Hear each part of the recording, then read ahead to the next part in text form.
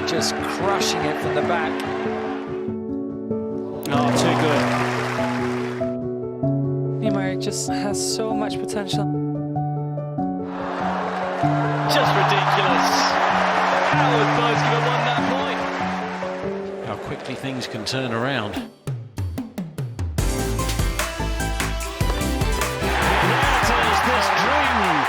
This dream carries on for Conroy. There it is. Tatiana Maria is in the Wimbledon semi-final. A simply stunning performance from Jaguar.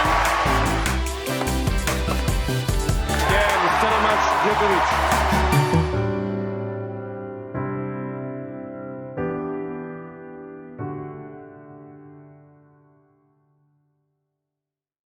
Well, Tuesday proved to be a dramatic day of comeback kings and queens, and that was only half the quarterfinals because the rest were in action today on day 10 of the championship. And let me tell you, they did not disappoint, with two former champions here in action, Simona Halep and Rafa Nadal, both vying to take the titles once again.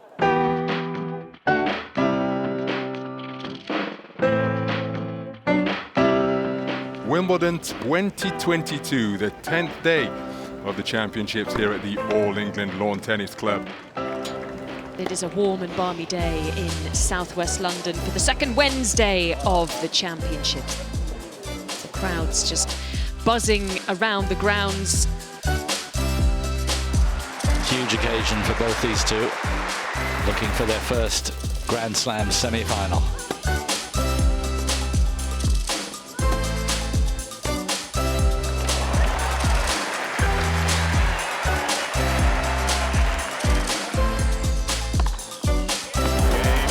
Delightful finish, and the 23-year-old is through to her first Grand Slam semi-final. And in the end, she held her nerve impeccably. Through the central doors and out onto the hallowed turf of this magnificent stadium.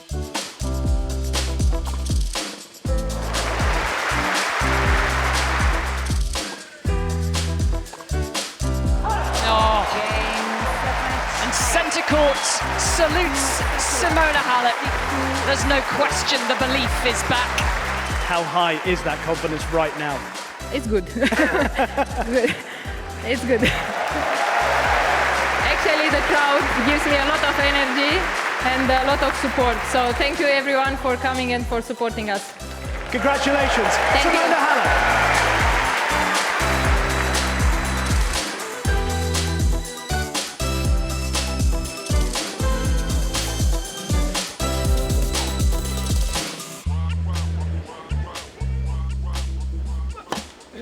Let's go!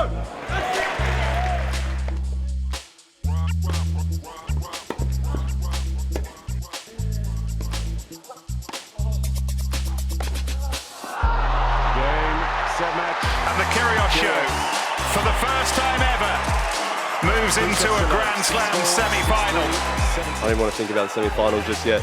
There's a lot to be done from now and then, so I don't know, we'll just go back. My dad will cook us dinner as always, and then we'll just eat it and watch a movie and just chill out.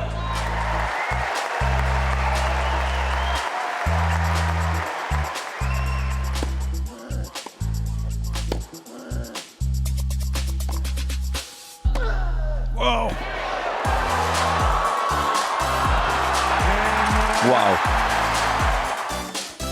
Wow. The Grand Slam dream 2022 is still alive for Rafa Nadal. No idea how he's done that. For a lot of moments I was thinking maybe I will not be able to finish the match, but I don't know, the court, the energy is something else, so yeah, thanks for that. Ladies and gentlemen, how about a huge round of applause for Rafa Nadal? Well, Elle, I'm joined by Radzi then to have a little look back on today's action. Let's start, Radzi, with the ladies who are in action. Let's start with Ilya Tomjanovic and Elena Rybakina, who were taking to the court. Obviously, it was Ilya's second consecutive quarter-final here, and it was quite the matchup, wasn't it? It was, and after the first set, I thought it was Ilya that was going to win. She was looking dominant, she was looking good, and I thought, oh, could she potentially go all the way? And then all of a sudden, the tides just turned, and Elena, despite being in her early 20s, showed the maturity of somebody who is, for me now, a potential future champion. And I would love her to do well. It was dominant performance in the end. It was dramatic. It had everything, a three-setter and a worthy quarterfinal. For me, quarterfinals are actually some of the best matches you see at Wimbledon. We talk about the finals historically, but some of these quarterfinals have just been incredible. Yeah, it was amazing, wasn't it? Well, let's move on then to that next matchup. It was Simona Halep taking on Amanda Anamasova. Again, a classic matchup out there, Radzi. What did you make of that one?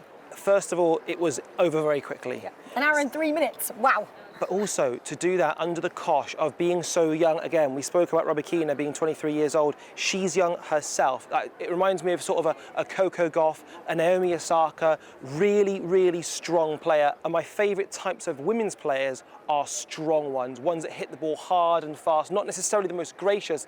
And she kind of reminds me of, possibly, we spoke about it off air, a Maria Sharapova, just brutally strong. Yeah, well, it'll be very interesting, won't it, to see where her career takes her. But for the time being, it's Simona Halep, of course, who is going through, and she's looking for her second title here at the All England Club. But imagine winning 3 at one event here. Well, we caught up with Charlie Eccleshare from The Athletic, and he took us on a trip down memory lane to talk about one lady who did just that.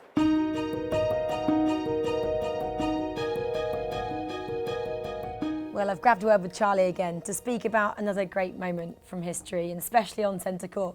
Got to go back quite a way to 1973 and Billie Jean King and her exceptional 3 titles from that event. I mean, what were your memories? I know you weren't there, but from that time.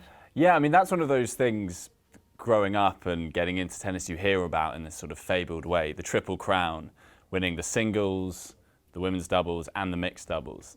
That's never been done since. She's the only player to have done it in the Open era. I never say never, but it's hard to imagine anyone doing that now. Like, that is just such an incredible achievement. So it is one of those, amongst her myriad achievements, but it is one that's kind of right there and you think is probably untouchable.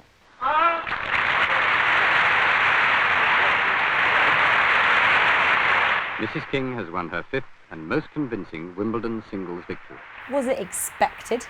If anyone was going to do it, she was going to be one of the players who could, because she had such an exceptional record in singles and in doubles. It was much more common back then for players to play both singles and doubles. It's become a bit of a rarity now. So it was definitely seen as something within her grasp, but still to do it. And you think how many matches you've got to play to do that, how crammed her schedule was, in amongst all the other things she was doing at that time. I mean, we know about her achievements on the court, but off it as well. It's just, yeah, an amazing achievement from Billie Jean.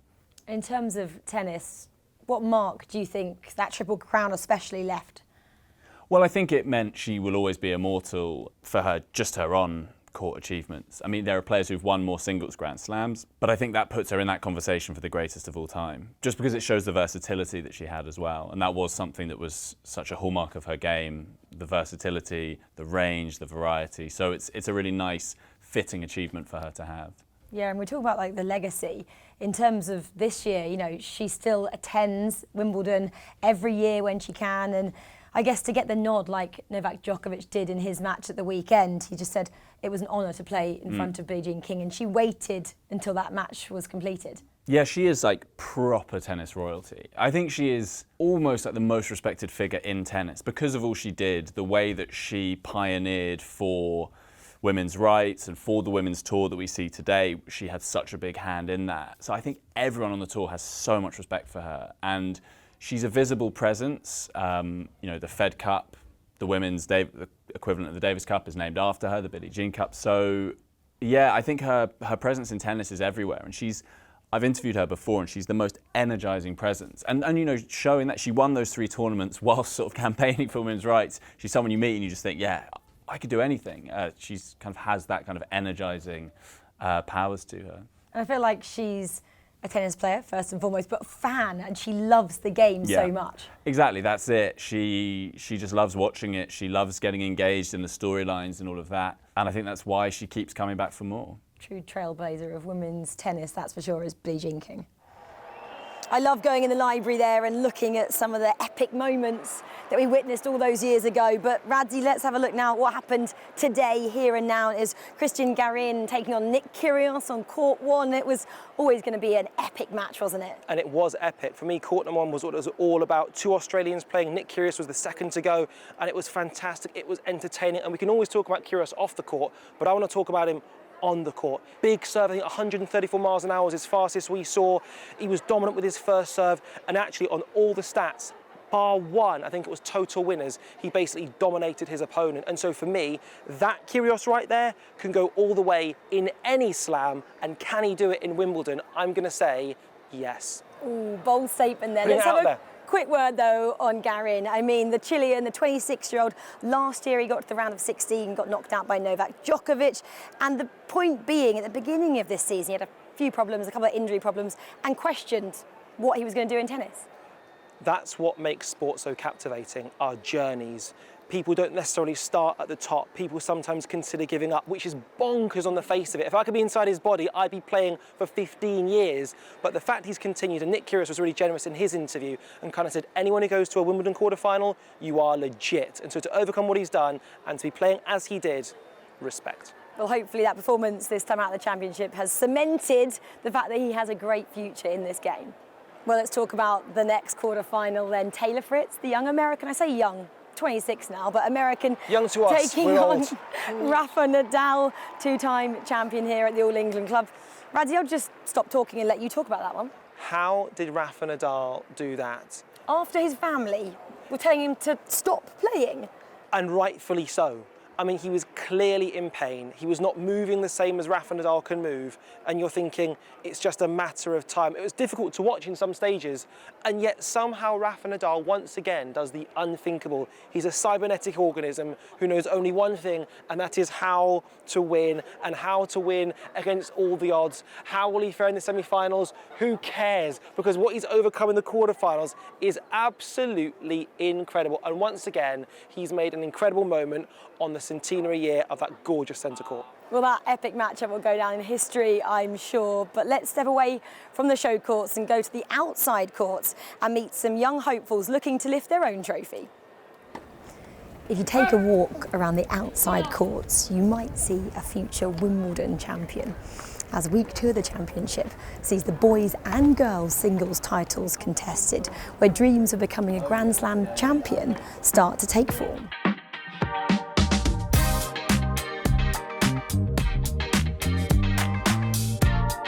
It's an incredible experience being here at Wimbledon. I played here last year. I made it to the 3rd round. This year I'm now at quarters. I'm very happy for that. Well, it's such an amazing experience and great opportunity to see all the pros in around your pavilion, and it's just so inspiring and motivating just to see them practicing and how they act off court. Everything is special, playing in all white clothes, the grass, one of my favorite surfaces for sure. And the atmosphere is just incredible. Everything is so elegant. And the strawberries. Well, obviously I'm British, so it's kind of the home Grand Slam. And the crowd is absolutely amazing. I played on court 18 today and court 12 on Monday, and they were just rooting for me, which was the best feeling ever. Today they were all cheering for me. Especially after yesterday on match point I did a nice twinner ace, which got different opinions, but I didn't mean it in a disrespectful way. I was just having fun with it. So I've seen all the players that are top players that are playing in the men's that have been here as juniors. So it's inspiring to see them now at the men's, so I have a feeling that I can also make it here. Well, it's serious business in the girls and boys competition, but something which isn't so serious is this, the lighter side of things from day 10.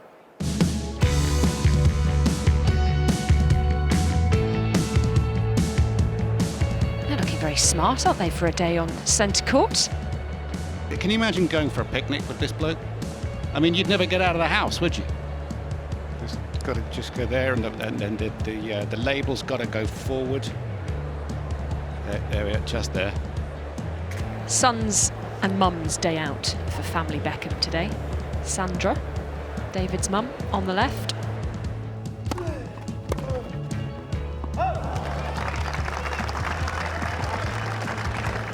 Joe Salisbury wants to challenge this ball that was about 2 feet out. That's pretty funny. Hey, you never know. It might be in at this point.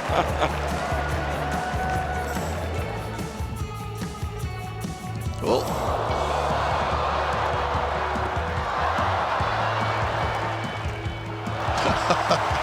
Great effort from Taylor Fritz there. What is he doing now? Wants to get a photo? He's...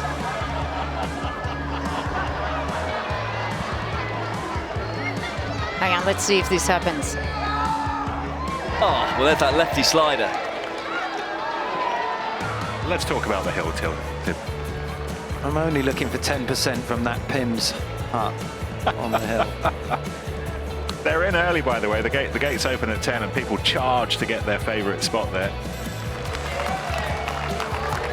Oh, here we go. That is so sweet. Isn't she gorgeous? Anne will just, yeah, just relax her head.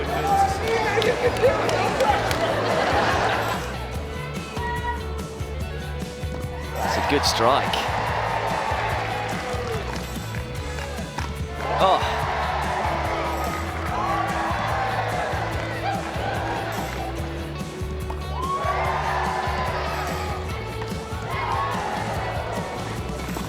Oh, well, that's so good. What an effort that was. I don't have a coach. I would never put that burden on someone. Well, I'm joined once again by Nick McCarville then. Thanks for joining us, Nick. You're going to preview tomorrow women's semi-finals. They're set to be some crackers, aren't there?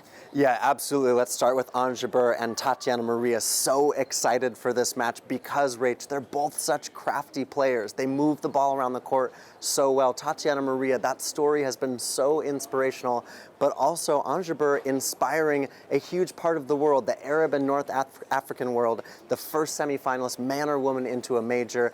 And we're going to see a lot of creative tennis from both of them. But I like Jabeur in the way that she's continued to ask herself, I'm here as a top player, I've done this in my junior career, and now I want to emulate it at the senior level. Yeah, a mother of two going up against a trailblazer in that semi-final. Let's talk about the other one then as well. Simona Halep, a former champion here in 2019, going up against a relative newcomer. First to her semi-final is Elena Rybakina, of course. Let's talk about that one. Yeah, I mean, that one is totally different. It is a different clash of styles where you've got Halep, who gets everything back. She's so tough to hit the ball through, whereas Rybakina, that's exactly what she's going to try to do. She's the ace leader on the WTA Tour this year. She hits with huge power off both wings. They've played 2 completed matches. Both of those have gone Simona Halep's way, but they've been really, really tough contests. So for Simona Halep, it's about staying in that Wimbledon glow. She's been dreamy. Her tennis has been dreamy. 12 matches in a row dating back to 2019 when she won the title. But Rybakina, she's got that poker face. She is not fazed by anything, not by center court, not by Simona Halep. Will the occasion faze her? That's going to be the intrigue on that one. But I would love to see an Ons, I would love to see an Ons Simona final. Can I say that as well? Sure. Well, I've just said it. Well, 4 gets cut down to 2 tomorrow on ladies semi-finals day. We can't wait for that one. Nick, thanks for previewing that. Guys, well, that's it from today's show. We'll see you tomorrow on what's going to be a special occasion here on ladies semi-finals day. Good night.